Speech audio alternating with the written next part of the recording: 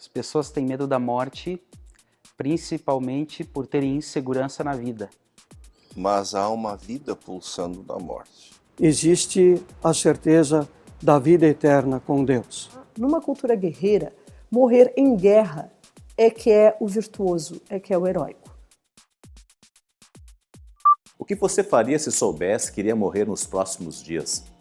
Ao saber da sua grave doença e de que não tinha muito tempo de vida, o famoso empresário da informática, Steve Jobs, disse para universitários numa formatura: ninguém quer morrer. Até mesmo as pessoas que querem ir para o céu não querem morrer para chegar lá. Ainda assim, a morte é o destino que todos nós compartilhamos. Ninguém consegue escapar. O rei Salomão, igualmente rico e famoso, escreve algo parecido. Ninguém pode dominar o vento nem segurá-lo. Assim também ninguém pode evitar a morte, nem deixá-la para outro dia. Nós temos de enfrentar essa batalha e não há jeito de escapar. Diante disso, como enfrentar esta inimiga? Existe alguma forma de amenizar, de diminuir o medo da morte e as tristezas do luto diante do sofrimento pela perda dos entes queridos? Este é o assunto de hoje, a morte. É um tema não muito agradável, mas acreditamos que tanto para aqueles que estão passando por esse sofrimento, ou mesmo aqueles que nem estão pensando no assunto, vale a pena ouvir o que foi preparado nesta edição. Este programa pertence à Igreja Evangélica Luterana do Brasil e convidamos para permanecer conosco, pois queremos ser uma boa companhia para você.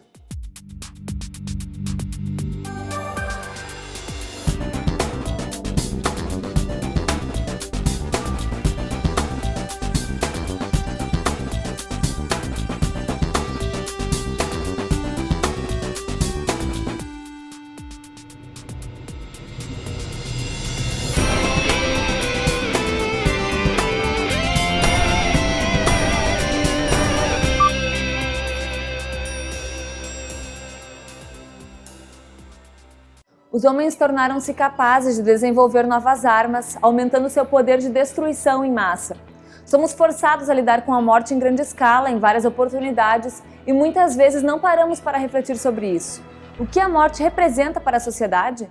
O ser humano pode inventar medicamentos que vão abrandar o sofrimento de um câncer, vacinas que podem impedir doenças, pode inventar uma série de coisas, mas ressuscitar um corpo, impedir a morte, isso é algo impossível. Isso é impossível, né? Embora a gente saiba que existam muitos esforços nesse sentido, mas ainda é algo que o ser humano não domina. É até por isso que isso coloca tanto medo. Nós temos vários eventos de morte que acontecem todos os dias. E a gente não sofre tanto com elas. Elas se tornam naturais, elas se tornam partes da vida da gente, mas o morrer simplesmente não faz parte da vida da gente. Digamos assim, que a gente pense só o fenômeno a nível histórico e antropológico, o que nós vamos notar é que depende também da cultura e depende da forma como se morre. Por exemplo, você pode ter uma cultura guerreira. Tá? Numa cultura guerreira, morrer em guerra é que é o virtuoso, é que é o heróico. Então a gente pensa nos vikings, a gente pensa nos espartanos. Né? Na cultura guerreira, se você morrer em casa, de doença, de velho, isso não é um fator virtuoso. Tá? O ideal para o viking, por exemplo, é morrer em batalha. Se ele não morrer em batalha, se ele não for assassinado, ele não sobe ao Valhalla, que é o mundo dos mortos, onde os deuses, não, tipo castelo dos deuses, onde os deuses estarão esperando por eles. As mudanças ocorridas nas últimas décadas são responsáveis pelo crescente medo de morrer, pelo aumento dos problemas emocionais e pela necessidade de entender e lidar com os problemas da morte e do morrer. Na realidade que nós vivemos, em que a realidade é muito imediatista e muito consumista, as pessoas pensam somente no aspecto terreno da vida. Só se pensa, quando se fala em vida, se pensa neste mundo. E a morte é o fim dessa existência. Então tudo que você deveria ter praticado aqui, se você chega ao momento da morte e você não conseguiu colocar em prática, isso tudo te traz angústia. Eu deveria ter feito tal coisa. Eu deveria ter resolvido tal situação. Por isso é importante que a gente possa tratar a morte com um assunto que, devagarzinho, sim. Por exemplo, né, quando eu estou agradecendo pelo dia de ontem, que Deus me deu, eu já estou me preparando né, para o afastamento, para encontrar o que está reservado para o dia de hoje. Então, quando eu agradeço para minha esposa porque ela fez, agradeço pelo meu filho que ele representa para mim, eu abraço, eu beijo, né? Eu estou fazendo esse processo de vivência, né, que é necessário para a gente, para não chegar naquela última hora que eu tenho que fazer tudo e eu não vou conseguir fazer. E aí, às vezes, eu me decepciono. Mas toda morte é uma mensagem para cada um de nós, porque nós sabemos inevitavelmente que um dia nós também a enfrentaremos. E por isso, através da mensagem da Escritura, da mensagem que a Igreja nos apresenta, nós mesmos estamos nos preparando para a nossa própria morte. Olha, as pessoas têm medo da morte principalmente por terem insegurança na vida. Insegurança na hora de tomar decisões, insegurança no que diz respeito a medos e angústias, que às vezes a correria do dia a dia, as tensões familiares, as tensões na sociedade acabam causando, né? Então tudo isto preocupa, e especialmente quando o ser humano vê a morte de alguém, especificamente a pessoa se reporta à sua morte e começa a imaginar o seu momento. Não estamos preparados para morrer nem para lidar com a morte ao nosso redor. Tentamos evitar falar do assunto, como se desse modo estivéssemos protegidos ou estendendo o nosso tempo sobre a Terra. E tem muitos aspectos que incomodam ao pensar em morte, e um deles, e talvez o que mais incomoda e perturba, é a solidão na morte. A pessoa que morre, ela experimenta a solidão numa dimensão que nós não imaginamos. Você tem oportunidades ao longo da vida de se aproximar de Deus, e Ele usa pessoas, né? Ele usa a sua palavra anunciada, seja nas mídias, seja na letra escrita. Você tem outras oportunidades, mas dá para se dizer que às vezes a morte te faz tremer na base, como a gente diz, né? Justamente porque mexe com algo que você não controla. A morte é incontrolável. E quando as pessoas perguntam o porquê da morte, nós não temos uma explicação. Quer dizer, tudo que se disser sobre o porquê da morte não faz sentido, porque Deus não nos criou para morrer. Deus nos criou para viver. Acho que Deus não é culpado. Se a vida pertence a Ele, Ele pode nos chamar a qualquer momento. E essa é uma realidade que todos nós, cristãos ou não cristãos, a gente precisa ter em mente, né? Para nós cristãos existe uma diferença, a gente vai se preparando.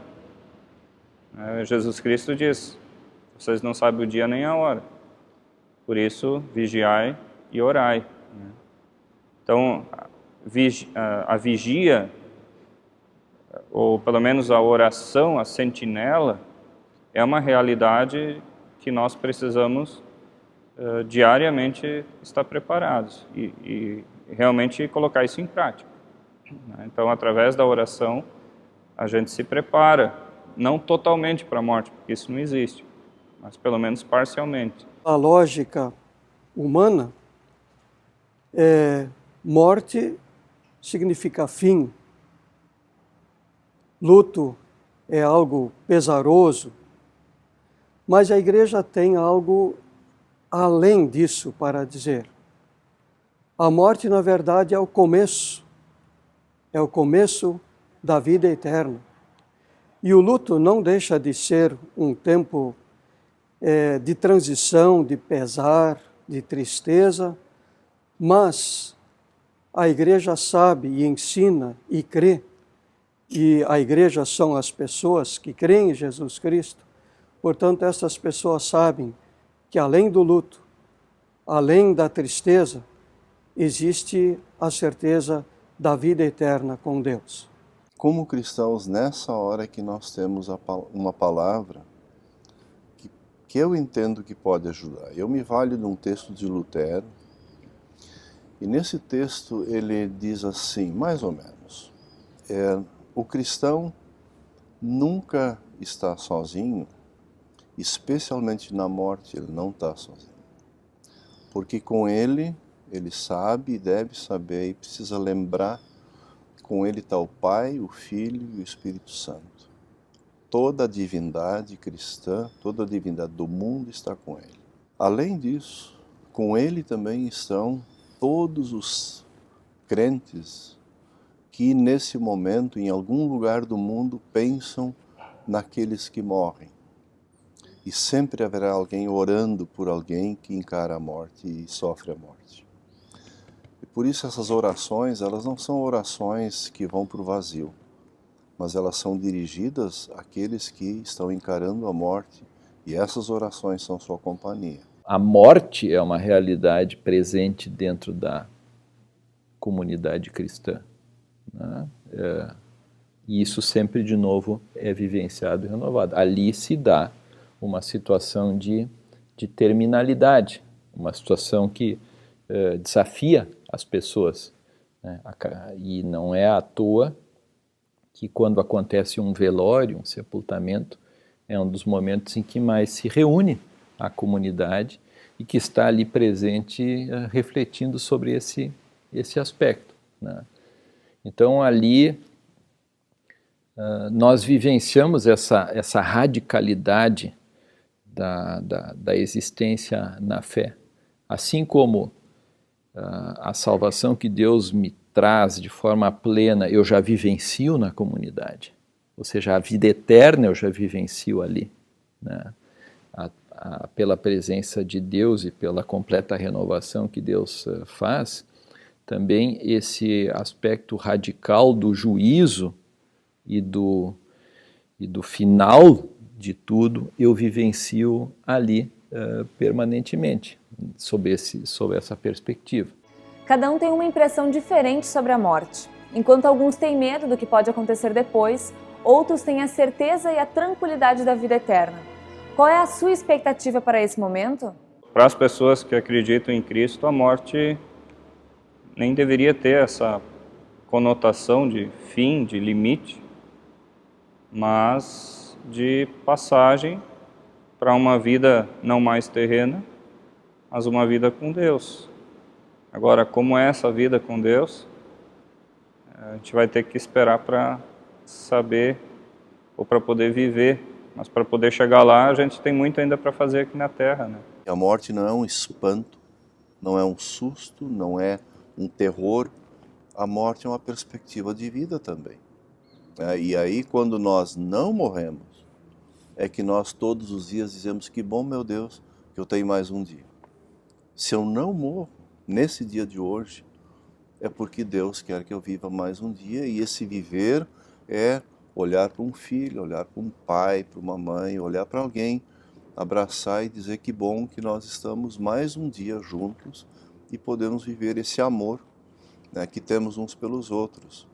Então a vida, ela é uma vida na morte, mas o viver é um presente de Deus, né? E a gente tem um receio muito grande de perder alguém. Esse sentimento de perder, na verdade, para nós cristãos não deveria ser esse o sentimento, mas apenas de devolver a Deus o que é de Deus, que é a vida. Esse sofrimento ele faz parte desse sentimento de aparentemente perda. Mas para as pessoas cristãs existe esperança. Aliás, essa esperança existe para todos. Mas os cristãos conseguem sentir essa esperança. E tem um ditado popular que diz que a esperança é a última que morre. Então, se tem esperança, você crê, de repente, quando você precisa se despedir de alguém, você crê que você vai poder se encontrar de novo com essa pessoa um dia, não mais aqui, mas junto a Deus. Por isso, quando a família encara uma pessoa querida morrendo, esse consolo é fundamental, tanto para a família como para aquele que morre.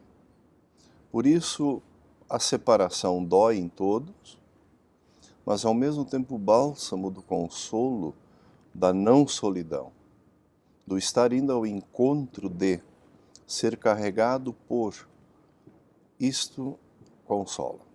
E isto faz com que a morte continue sendo morte, mas há uma vida pulsando da morte. Jesus disse uma vez: eu vivo, vocês também vão viver. Se eu ressuscitei, vocês também vão ressuscitar. E ressurreição é exatamente isso, de estar nessa companhia celestial.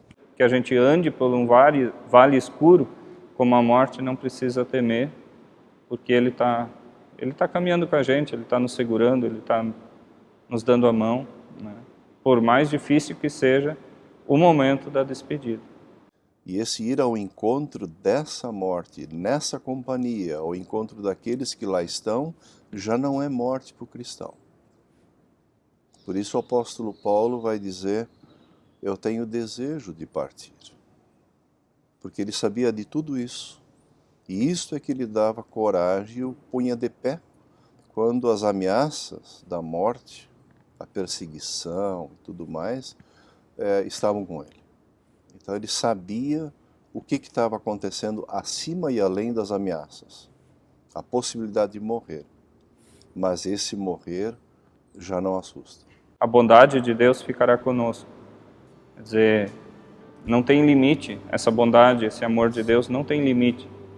A gente pode contar com a presença dele o tempo inteiro. Tanto o enlutado sofre, como nós também precisamos aprender a sofrer com ele.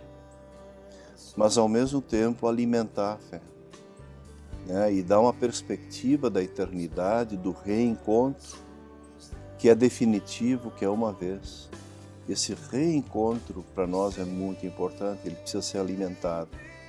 Quer dizer, se nós não alimentamos essa fé, na hora da provação, aí é difícil, e muito mais difícil você sair da tristeza para uma retomada de vida.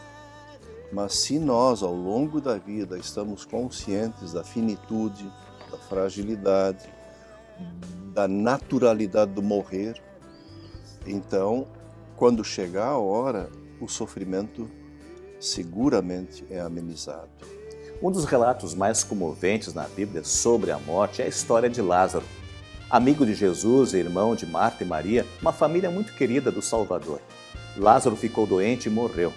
Jesus estava a caminho para ajudar esse seu amigo, a pedido das irmãs, mas chegou tarde e as irmãs ficaram extremamente tristes.